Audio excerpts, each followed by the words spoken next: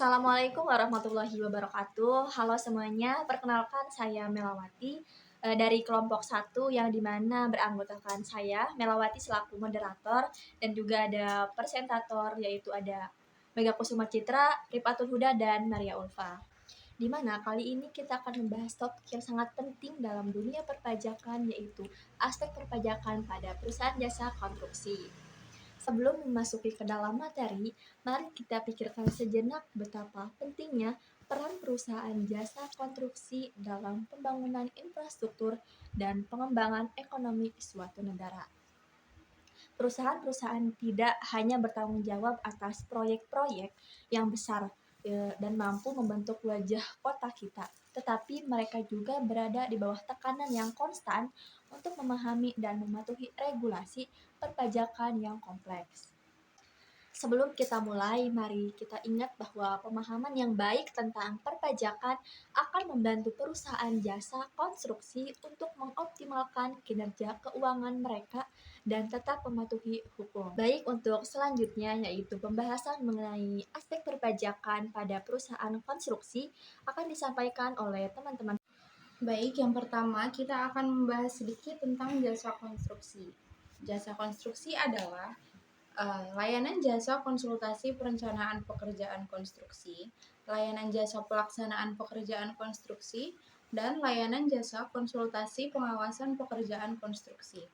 Pekerjaan konstruksi adalah keseluruhan atau sebagian rangkaian kegiatan perencanaan atau pelaksanaan beserta pengawasan yang mencakup pekerjaan arsitektural, sipil, mekanikal, elektrikal, dan tata lingkungan masing-masing beserta kelengkapannya untuk mewujudkan suatu bangunan atau bentuk fisik lain. Pembahasan yang kedua yaitu ada subjek pajak. Subjek pajak dalam jasa konstruksi adalah kontraktor atas pelaksanaan konstruksi tersebut, yaitu orang pribadi atau badan yang dinyatakan ahli yang profesional di bidang pelaksanaan jasa konstruksi yang mampu menyelenggarakan kegiatannya untuk mewujudkan suatu hasil perencanaan menjadi bentuk bangunan atau bentuk fisik lain.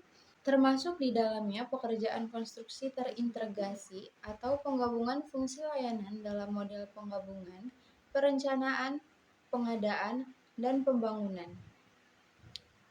Serta model penggabungan, perencanaan, dan pembangunan atau design and build.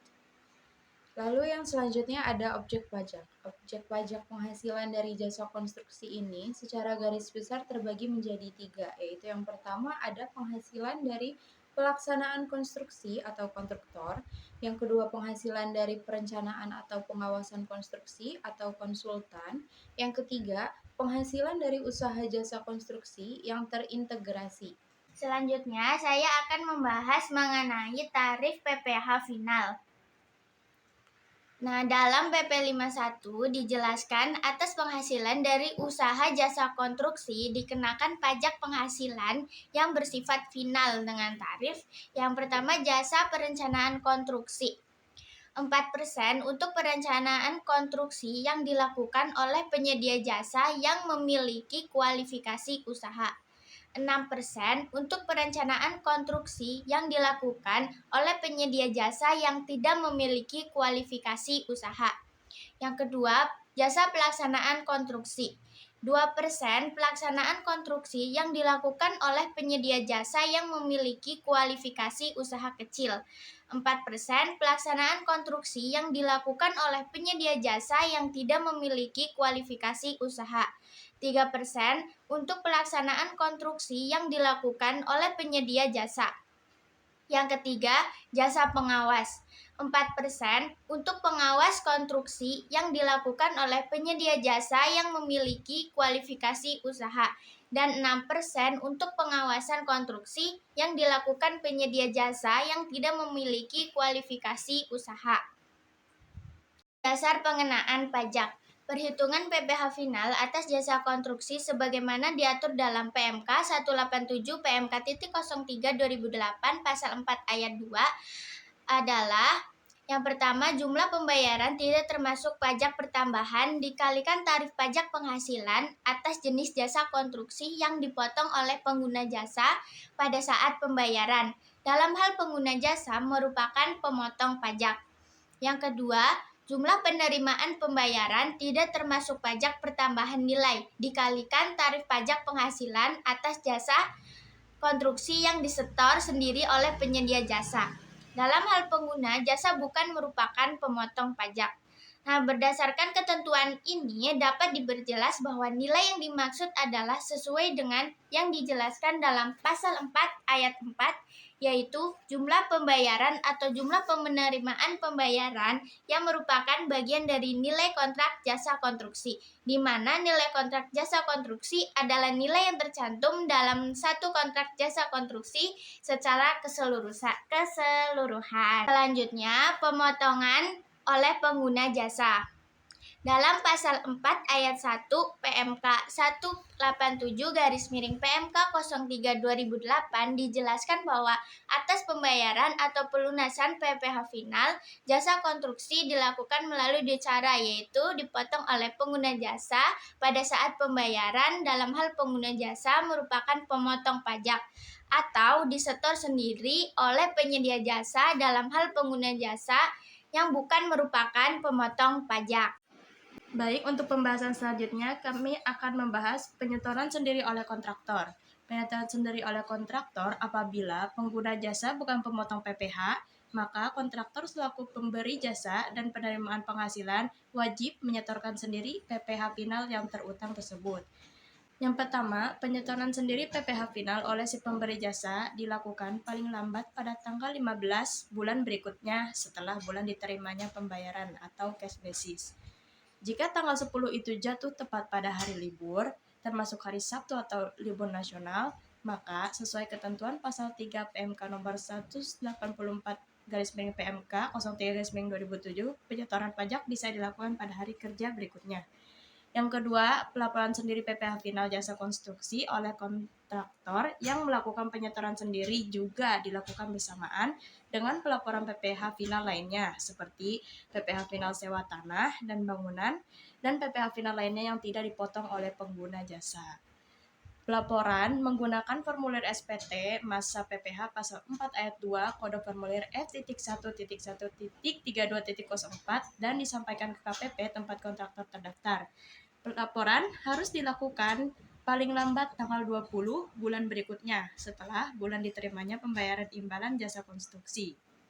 Perlu diketahui bahwa penyetoran sendiri PPh final jasa konstruksi ini juga seringkali diminta untuk dilakukan apabila kontraktor tidak dapat memperlihatkan kepada pemeriksa pajak formulir bukti pemotongan PPh final dari si pengguna jasa. Dalam hal ini, besar kemungkinan kontraktor dapat dikenai sanksi bunga karena dianggap terlambat menyetorkan sendiri PPh final tersebut. Baik, tadi merupakan pembahasan mengenai aspek perpajakan pada perusahaan konstruksi.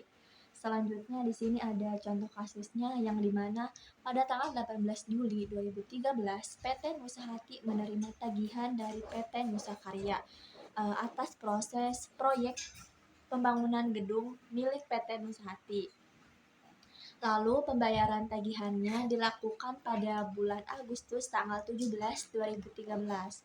Maka pemotongan PPh final atas jasa konstruksi wajib dilakukan pada bulan Agustus 2013 atau bulan pembayarannya. Hal ini sesuai dengan pasal 4 ayat 2 PMK nomor 187/PMK.03/2008.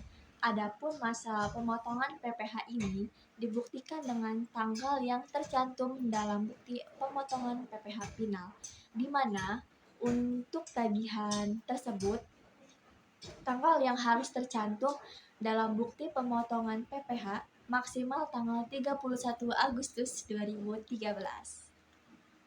Baik, selanjutnya itu ada kesimpulan yang dimana berdasarkan ketentuan PP atau Peraturan Pemerintah Nomor 51 Tahun 2008 sebagaimana diubah terakhir dengan PP Nomor 40 Tahun 2009 tentang pajak penghasilan dari usaha jasa konstruksi dan PMK Strip 187/PMK.03/2008 tentang tata cara pemotongan, penyetoran, pelaporan, dan penatausahaan pajak penghasilan atas penghasilan dari usaha jasa konstruksi, serta SE-05-PJ dalam penghitungan pajak penghasilan final dihitung berdasarkan dasar pengenaan pajak, yaitu jumlah pembayaran atau jumlah penerimaan pembayaran yang merupakan bagian dari nilai kontrak jasa konstruksi, di mana nilai kontrak jasa konstruksi